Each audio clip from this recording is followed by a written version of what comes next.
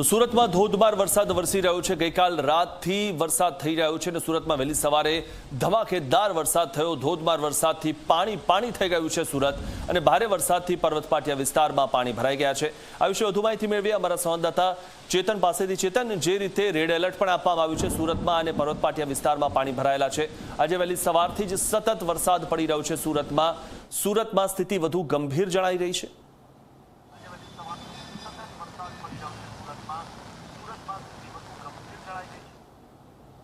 जी मिथुन, हवामान विभाग द्वारा सूरत सहित दक्षिण गुजरात में जे रीते भारे वरसादनी आगाही आपवामां आवी छे अने रेड एलर्ट आपवामां आव्युं छे, त्यारबाद मोडी रातथी अविरतपणे जे वरसाद छे ते वरसाद सूरत शहेरमां खाबकी रह्यो छे। सीधा दृश्यो आप जोई शको छो, जे रीते धोधमार वरसाद वरसी रह्यो छे, जेने कारणे पर्वत पाटिया विस्तार आखे आखुं बेटमां फेरवाई गयुं होय ते रीतना जे दृश्यो छे ते दृश्यो जोवा मळी रह्या छे। आप जोई शको छो मारी बाजुमां सरस्वती हिंदी विद्यालय आव्युं छे, त्यां पण धीरे धीरे पाणी घूसवाना शरू થઈ ગયા છે। જે રીતે હવામાન વિભાગ દ્વારા રેડ એલર્ટ આપવામાં આવ્યું છે, ત્યારબાદ સુરત જિલ્લા શિક્ષણાધિકારી દ્વારા સુરત શહેરની તમામ જે સ્કૂલ છે તેમાં રજા આપવાનો એક મહત્વનો આદેશ કરવામાં આવ્યો છે, કારણ કે કોઈપણ પ્રકારની અઘટિત ઘટના ન બને તે માટે પૂરતી તાકીદારી રાખવામાં આવી રહી છે। સુરતના ઉધના, પાંડેસરા, લિંબાયત, પર્વત પાટિયા સહિતના તમામ જે વિસ્તાર છે તે હાલ પાણીમાં ગરકાવ થઈ ગયા છે। સુરત મહાનગરપાલિકાની જે પ્રી મોન્સૂનની જે કામગીરી છે તે ક્યાંક ક્યાંક છતી થઈ છે, કારણ કે દર વર્ષને બજેટમાં કરોડ રૂપિયાની જે ફાળવણી છે તે પ્રી મોન્સૂન કામગીરીના નામે ફાળવણી થતી હોય છે, પરંતુ આ ફાળવણી માત્ર કાગળ પર જ હોય તે રીતના જે દ્રશ્યો છે તે જોવા મળી રહ્યા છે। આપ જોઈ શકો છો જે નોકરિયાત વર્ગ છે તે પોતાના જીવના જોખમે આ કમર સુધીના જે પાણી છે તે પાણીમાંથી પસાર થવા માટે મજબૂર બની રહ્યા છે।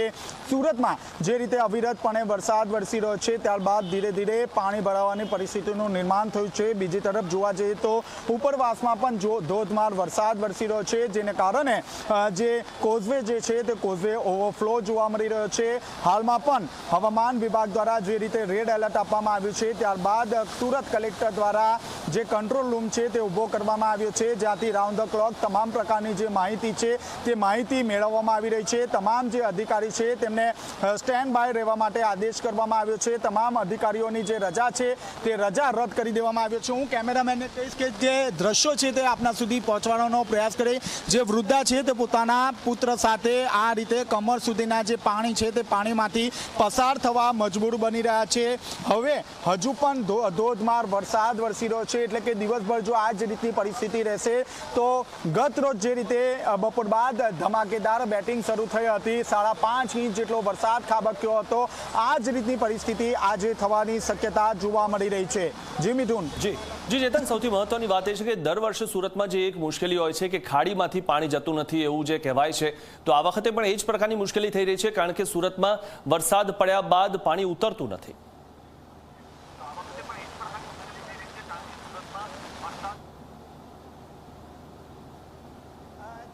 પર્વત પાટિયા વિસ્તાર છે ત્યાંથી જે મીઠી ખાડી છે તે પસાર થતી છે। દર વર્ષે સુરત મહાનગરપાલિકા દ્વારા જે ડ્રેજિંગ છે તે ડ્રેજિંગ પાછળ કરોડો રૂપિયાનો ખર્ચ કરવામાં આવતો હોય છે, પરંતુ આ જે કામગીરી છે તે માત્ર ને માત્ર કાગળ પર જ જોવા મળતી હોય છે, કારણ કે હાલ જે આપ પાણી જે જોઈ રહ્યા છો, ગટરિયા પુલ છે, જે ખાડી છે તે ખાડી ઓવરફ્લો થતાની સાથે જે આ આખો જે વિસ્તાર છે તે બેટમાં ફેરવાઈ ગયો છે।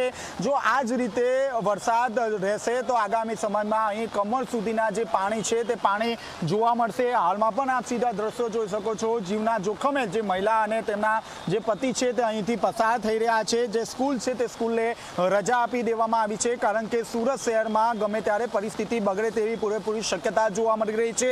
રેડ એલર્ટ આપવામાં આવ્યું છે, ત્યારે ખાસ કરીને તમામ અધિકારીઓની જે રજા છે તે રજા રદ કરી દેવામાં આવી છે। સાથોસાથ હું આપને દ્રશ્યો બતાવવાનો પ્રયાસ કરીશ। આપ જોઈ શકો છો જે પાણી છે તે ધીરે ધીરે જે કેમ્પસ છે તે કેમ્પસમાં પણ ઘૂસી ગયા છે, અને આ જ રીતે જો પરિસ્થિતિ રહેશે તો સુરતમાં પૂર જેવી જે પરિસ્થિતિ છે તેનું નિર્માણ થશે।